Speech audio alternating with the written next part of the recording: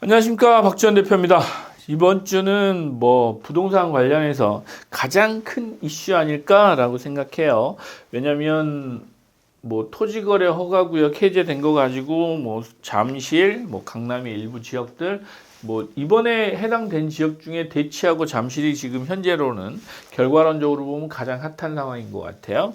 잠실이 호가가 30억대까지 갔다라고 하는 기사들도 내면서 언론들이 완전히 불난집에 이렇게 코 묶어먹는 그런 지금 상황인 것 같아요. 모든 유튜브 언론들까지 이 토지거래 허가구역 해제를 한 걸 가지고 매일매일 기사화하고 또 집값이 들썩이네 이런 기사가 나오고 있습니다.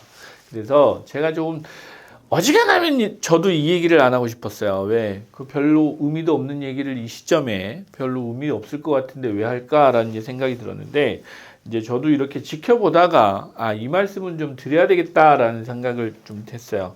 대체 이 시점에 왜 이걸 풀어줬을까라는 생각을 첫째 했고요. 왜?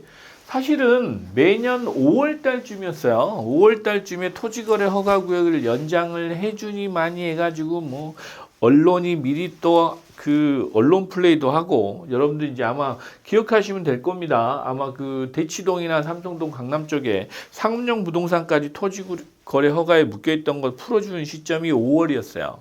5월, 6월인데, 여기가 지금 다 5월, 6월에 해당되는 지역들인데, 왜 2월 달에 설 세고 왔더니 이런 규제를 풀어줬을까라는, 그래서 좀 순수하지는 않다라는 생각은 좀 들었어요. 이 시점이 그렇다고 주택 시장이 지금 여기를 풀어줘서 일부러 화랑을 만들 그런 시점도 아니고, 지금 지금 주택 시장이나 이런 데는 거래가 조금 뜸하기도 하지만 안정돼 가고 있는 이런 상황인데, 오히려 지금 이 대책이 나온다고 하면 지방이나 이런 지역들에 활성화하는 대책, 미분양 대책 이런 게 나와야 되는 시점인데,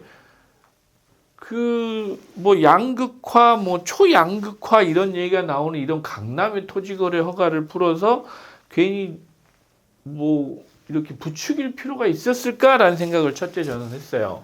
그래서 이 시점도 첫째는 맞지 않다. 예를 들면 원래 지금 5월, 6월이 만기인데, 그러면 한 4월, 5월쯤에나 이 얘기가 나와서 시작을 해야 되는 게 시점 아닌가라는 생각이 첫째 하나 들었고, 두 번째, 23년, 24년 데자뷰 같다라는 생각을 했어요. 주택시장으로 보면. 왜? 현재 지금 경기 상황이나 여러 가지 주변 상황으로 봤을 때 지금 아파트 가격이 들썩이거나 거래가 막 되거나 이런 상황도 아니잖아요. 왜? 지금 탄핵 상황이잖아요. 탄핵 정국이기도 하고, 예를 들면 탄핵이 되든 안 되든 어찌됐건 이 상황이 정리되려면 3월이나 4월쯤 가야 정리가 될 텐데, 이 와중에 왜 이걸 풀어줘서 이렇게 집값이 되네 안 되네 이렇게 만들었는지는 좀 순수해 보이지는 않는 게 이제 제 생각이고, 둘째는 23년, 24년처럼 예를 들어서 한 4월 달까지, 한 5월, 4월, 5월까지 가는 단기간의 이슈다라는 생각을 해요. 단기 이슈입니다. 예를 들면 지방이나 이런 지역은 지금 다 빠지고 있어요. 떨어지고 있습니다. 서울에서도 지역별로 저기 강북이나 이런 쪽은 빠지고 있는 추세인데, 강남의 이런 강남 3구 쪽에 이런 핫한 지역들을 괜히 풀어가지고 그리고 강남 쪽만 이렇게 부추기는 이런 상황이 돼버렸어요. 그래서 이 단기 이슈 가지고 주택 경기를 부양할 수 있겠나? 그거는 그렇게 큰 효과는 없을 것 같고, 올해는 또 23년, 24년에 써먹었던 정책이 있죠.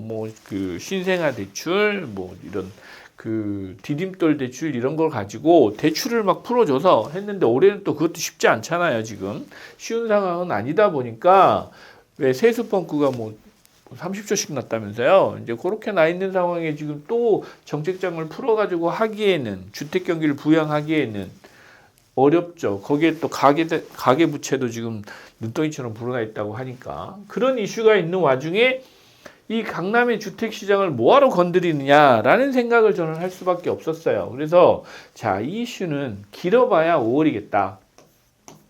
5월 이내에 끝난 이슈다. 왜? 계속 빠지고 있는 거를 주택이 계속 가격이 조정되고 있는 거를 잠깐 강남 쪽이나 서울 쪽 집값은 잡아주는 역할을 하겠구나라는 생각을 저는 좀 했어요. 잠실, 특히 뭐 엘리트라고 그러죠. 그 다음에 뭐 삼성, 대치, 그런데 대치가 핫해요. 대치동이 왜냐하면 아파트가 많거든요.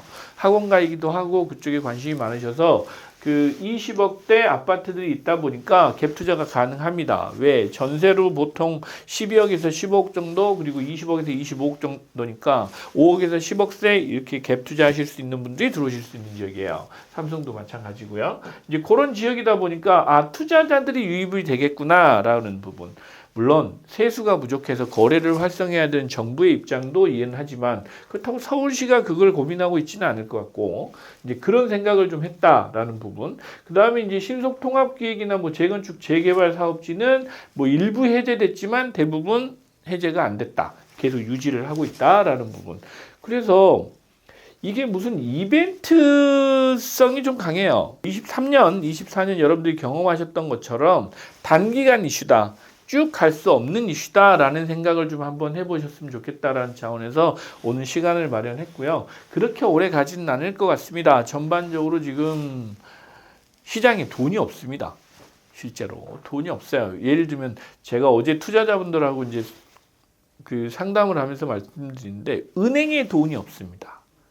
뭐 이게 무슨 말이야 라고 할 텐데 은행도 지금 내 코가 석자입니다. 내 코가 석자에서 말은 뭐 시장에 놓고 뭐 대출하실 분 말씀은 하세요라고 하지만 은행이 돈이 없어서 돈을 못 빌려준다라고 하는 게 이 지금 현실입니다. 그래서 그런 부분도 좀 참고를 하시면 좋을 것 같고 일부 지금 이제 시장이 조금 온기가 될 수 있다라는 뭐 기사도 이제 조금씩 나오기 시작하는데 아직까지는 아닌 것 같고요. 3월 이후를 좀 보셔야 될 것 같아요. 아직까지도 은행들이 그 작년 4분기 이후에 그 보수적인 그 대출 시장의 그 상황을 유지를 하고 있는 스탠스고 현재까지도 지금 1금융권에서 한 2개 은행 정도는 이 주택 쪽이나 부동산 쪽 투자 쪽에서는 상황이 좋게 보고 있지는 않아요. 그러다 보니까 대출 시장이 녹록지는 않습니다. 그런 부분도 좀 염두에 두시고 투자를 하셔야 되겠다라는 말씀을 드리고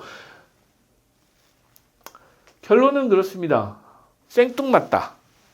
좀 생뚱맞는 그런 어떤 그 이번에 뭐 규제 해제 아닌가라는 생각을 했고 여러분 여기에 너무 일희일비 안 하셨으면 좋겠습니다.